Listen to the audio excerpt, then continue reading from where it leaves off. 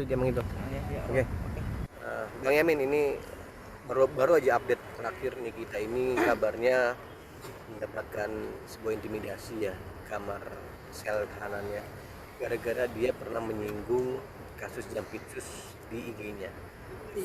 Iya, gimana tuh abang menanggapinya bang?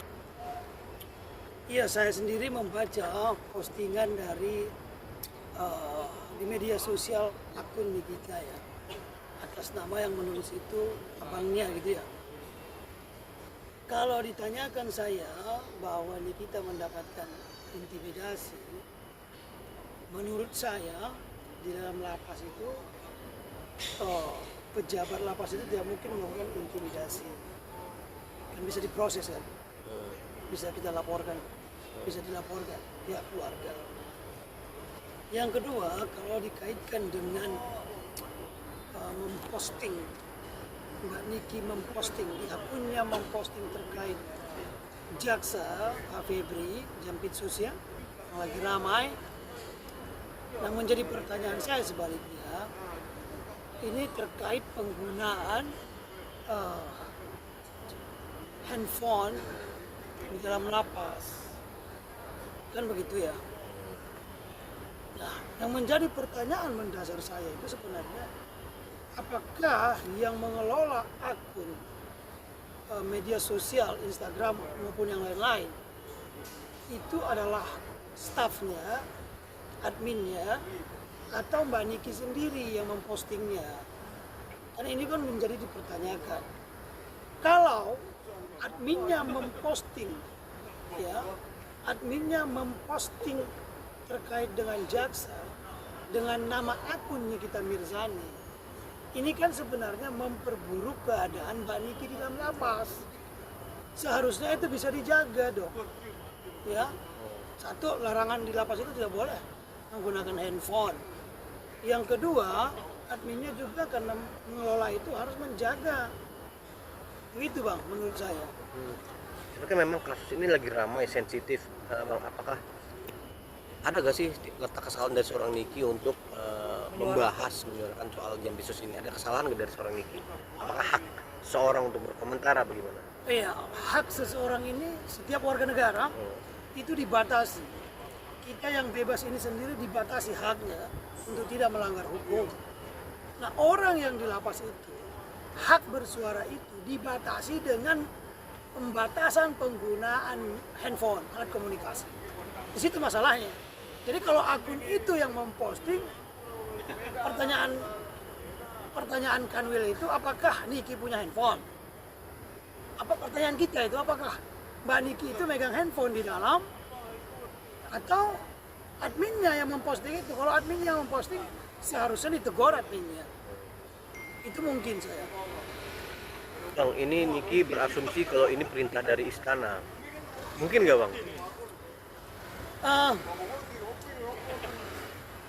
Saya rasa setiap perintah itu ada dasar hukumnya. Saya harus merujuk ke sana. Ya, perintah istana ini dari perintah istana presiden atau apa itu hanya untuk mengusik Niki. Kalau Niki itu tidak melanggar hukum, tidak mungkin diperintah apa. Sebesar apa sih perkara yang kira-kira begitu ya, dalam perspektif bernegara, sehingga istana negara turun, kan begitu. Apakah beliau juga ada menyinggung orang-orang atau merendahkan orang-orang yang berkaitan di istana? Karena ini juga menjadi masalah, kan bisa saja yang kemarin mungkin dibantu tiba-tiba karena mengata-ngatain atau apa, akun itu mengata-ngatain, akhirnya diperiksa, kan bisa jadi kan? Soalnya narasi yang pertama disebutkan karena posting Febri, jaksa Jampitsus, ex Jampitsus, yang sekarang itu berkaitan dengan perintah istana. Ini kan sebenarnya dua argumentasi atau dua narasi yang dibangun yang bertentangan ini.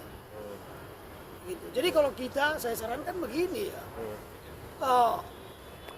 kita ini memang di media sosial ini, saya berkomitmen terlepas dari kesalahan kita masing-masing untuk menjaga narasi kita agar tidak melukai perasaan. Bisa saja orang dari pangkalan ojek itu atau orang dari pinggir sawah yang kecil terlihat, dia punya kenalan ternyata di istana. Bisa saja kan? kita buat sakit hati, bisa saja sehingga dia bicara. Ini kan relasi manusia kita nggak pernah tahu. Berarti abang melihat di sini diduga atau mungkin ada kemungkinan juga memang ini adalah salah satu langkah dari orang yang pernah sakit hati atau pernah disakiti sama Niki gitu. Ya, saat ini kan saya menangani perkara yang berkaitan dengan uang 4 miliar kemarin. Yang yang baru kita selesaikan. Di situ kan tidak ada tipu menipu. Di situ tidak ada perjanjian apapun. Uang itu sudah dikembalikan dengan niat setulus-tulusnya. Karena saya katakan begini waktu itu. Uang itu dikembalikan karena hak mereka sudah kembalikan. Selesai. Tak usah banyak hal-hal lain. Jadi kalau ditanyakan apakah ada kaitannya, saya nggak tahu ya. Saya pribadi kan nggak punya kekuasaan. Tapi kan siapa tahu Bunda Queen ini punya entah siapa-siapa, atau orang di balik-baliknya ini membantu dia, atau orang yang disebut masa Kacung bisa melakukan, kan kata narasikan ini kan Kacung. Masa Kacung bisa melakukan hal-hal yang begitu besar sih? Nggak mungkin lah. Harusnya kita introspeksi diri juga lah, saran saya. Berarti terakhir bang dari saya, berarti yang Niki rasakan ini sesuatu yang bukan kanker ya, tapi sesuatu yang memang efek dari apa yang dia suarakan.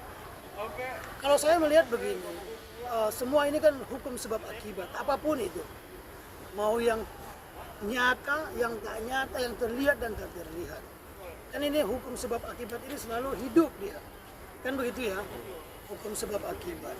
Makanya ada istilah Belanda itu mengatakan hoogmoed komt de paal. Kesombongan mendahului kehancuran atau awal dari kehancuran. Banyak orang yang sombong itu akan hancur karena sombong itu adalah pintu menuju kehancuran. Jadi kita harus menjaga ucapan, lidah kita jangan sampai melukai perasaan orang. Apalagi orang yang pernah membantu kita, sekecil atau sebesar apapun. Jangan karena ada hal-hal yang sedikit bertentangan lalu kita membombardir, kalau bahasa istilahnya kita ini ya, mencemooh orang dengan menggunakan teman-teman kita atau akun-akun yang fake, itu kan tidak baik. Begitu.